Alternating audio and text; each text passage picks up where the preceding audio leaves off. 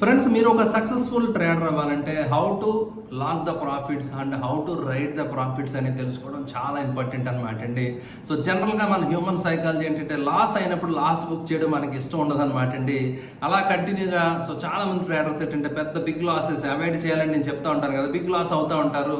కానీ big profit వచ్చే ట్రేడ్లో తొందరగా తక్కువ ప్రాఫిట్కి ఎగ్జిట్ అయిపోతూ ఉంటారు అనమాట అండి. బట్ కానీ మనం ఒక నెట్ ట్రేడర్ కింద, నెట్ ప్రాఫిటబుల్ ట్రేడర్ కింద ఉండాలంటే బిగ్ ప్రాఫిట్స్ ఏవైతే ఉన్నాయో అవి రైట్ చేయగలగాలన్నమాట, అవి లాక్ చేసుకుంటూ ఉండాలన్నమాట అండి.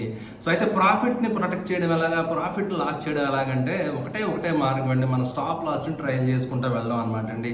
లెట్ ద మార్కెట్ డిసైడ్ అండి. మీరు కనుక ఒక టార్గెట్ పెట్టుకున్నారు, ఆ టార్గెట్ మీరు రీచ్ అయిన తర్వాత మీ స్టాప్ లాస్ని చాలా దగ్గరగా తీసుకెళ్ళండి. ఒక్కొక్కసారి మీరు అనుకున్న దానికంటే రిస్క్ రివార్డ్ 1:2, 3, 4, 5 కూడా 6, 1:6 వచ్చే ట్రేడ్స్ కూడా ఉంటాయి. అలాంటి ఒక ట్రేడ్ మీ 4, 5 స్టాప్ లాసెస్ని కవర్ చేయడం జరుగుతుంది. అందువల్ల ఏంటంటే ప్రాఫిట్స్ని రైట్ చేయడం, ప్రాఫిట్స్ని ప్రొటెక్ట్ చేయడం చాలా ఇంపార్టెంట్ అండి.